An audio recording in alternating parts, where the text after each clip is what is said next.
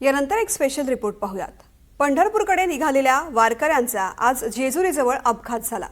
दिंडीचाच एक ट्रक एका दुसऱ्या दिंडीमध्ये घुसला। या अपघातामध्ये 3 महिला वारकऱ्यांचा मृत्यू झालाय। हा अपघात कसा झाला त्याबद्दल पोलिसांचं एक म्हणणं आहे आणि प्रत्यक्षदर्शींचं भलतंच म्हणणं आहे। आणि या सगळ्यामध्ये वारकऱ्यांच्या सुरक्षेशी कसा खेळ सुरू आहे त्याचा एक धक्कादायक प्रकार समोर आलाय। पाहूयात नेमकं काय घडलंय। जेजुरीजवळ वारकऱ्यांवर काळाचा घाला। ट्रक वारकऱ्यांच्या दिंडीत घुसला। 3 महिला वारकऱ्यांचा मृत्यू। महाराष्ट्र हळहळला।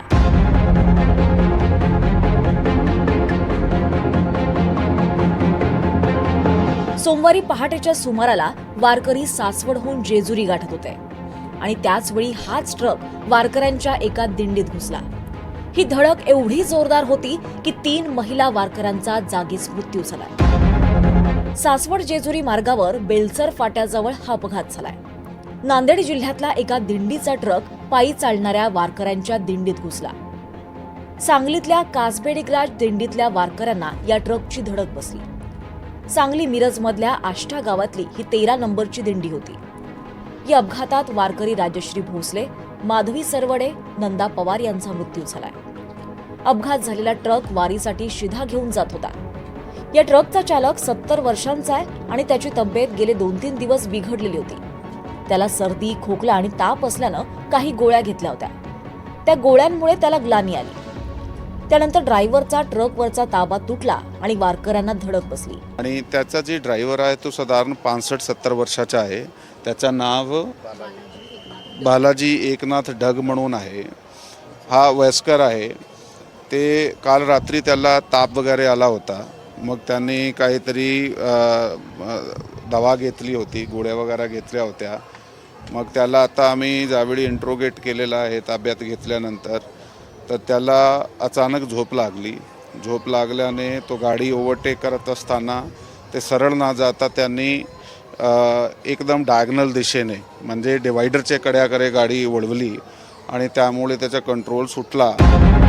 मात्र यामध्ये एक धक्कादायक माहिती प्रत्यक्षदर्शीने दिली आहे। या प्रत्यक्षदर्शीच्या दाव्यानुसार ट्रक 70 वर्षांचा चालक नव्हे तर एक तरुण मुलगा चालवत होता आणि जमाव मारेल म्हणून तरुणाला पोलीस बाजूला घेऊन गेले। ड्रायव्हर कसा होता काय दारू वगैरे प्यायला होता, फक्त तो झोपेत होता आणि तरुण होता। आणि जो वयस्कर माणूस म्हणजे गाडीचा जो मेन ड्रायव्हर होता की नाही तो साईडला बसलेला होता। गाडी चालवत कोण होतं? म्हातारा ड्रायव्हर चालवत होता की तरुण होता? तो म्हातारा चालवत होतं की तरुण? दुसरा तरुण होता। तरुण ड्रायव्हर तरुण होता। आणि मग काय किती लोक इथं किती जागेवरच लोक किती गेले? जाग्यावरले 6 माणसं तर इथं हे झाली। त्याच्या उडवले 6 उडवले आणि त्याच्या अगोदर अँब्युलन्स 1-2 मिनिटं आलती आणि त्यांनी त्यातली 3 नेली, 3 माणसं नेली। या अपघातानंतर वारकऱ्यांच्या सुरक्षेचा मुद्दा ऐरणीवर आलाय। वारकऱ्यांना पैसे देतो, पाणी देतो, हे देतो, असं काही फार मोठा निवडणुकीच्या तोंडावर मागच्या वर्षी जो काही सोंग केला गेला 2 वर्षात, आज वारकऱ्यांना अशुद्ध पाणी पिण्याला मिळतं। वारकऱ्यांच्या सुरक्षेचा प्रश्न ऐरणीवर आहे। वारकऱ्यांची सगळी हाल यावेळेस होत आहेत। हे सगळं वारकऱ्यांच्या अनेक तक्रारी येत आहेत आणि त्याच वेळेस हा मुद्दा आम्ही उपस्थित केला। वारकऱ्यांची सुरक्षितता, पावसापासून संरक्षण, रस्ता, दळणवळण, वाहतूक, मला वाटतं जे नाही व्हायला पाहिजे ते झालेलं आहे।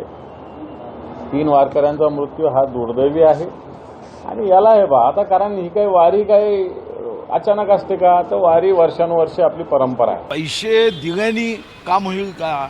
आता मीही माझ्या जिल्ह्यातल्या एका वारकऱ्याचं असंच अपघाती निधन झाल्यावर 4 लाख रुपये आम्ही नेऊन दिले, पण त्याच्या कुटुंबात तो भक्तिरस, तो भक्तिभाव, अध्यात्माचं केंद्र असणारा तो वारकरी पुन्हा येणार आहे का हो? म्हणून काळजी घेतली पाहिजे। या अपघातानंतर उपमुख्यमंत्री सुनेत्रा पवार यांनी जखमी वारकऱ्यांची भेट घेऊन त्यांची विचारपूस केली आहे। या अपघातात जीव गमावलेल्यांच्या कुटुंबियांना राज्य सरकारकडून 5 लाखांची आर्थिक मदत घोषित करण्यात आली आहे। आताच मी सगळ्या वारीमध्ये झालेल्या अपघातातल्या महिलांना भेटून आले।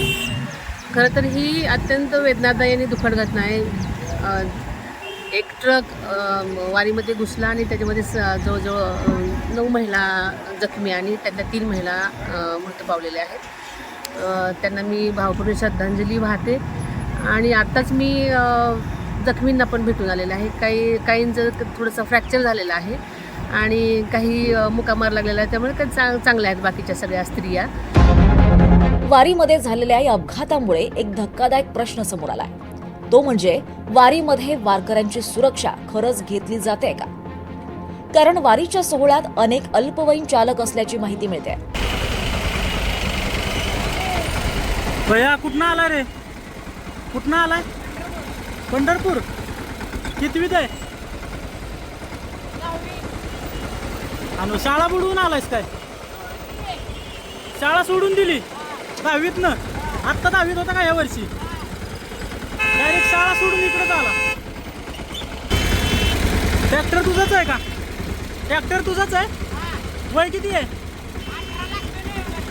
18 पूर्ण नाही अजून तरी ना.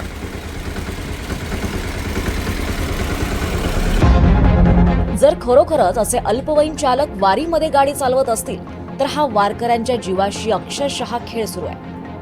आता हा व्हिडिओ समोर आल्यावर तरी कारभाऱ्यांना जाग येईल आणि वारीत असे अपघात होणार नाहीत याची काळजी घेतली जाईल अशी अपेक्षा आहे. दिवा राखुंडेसह अजिंक्य धायगुडे, NDTV मराठी, जेजुरी.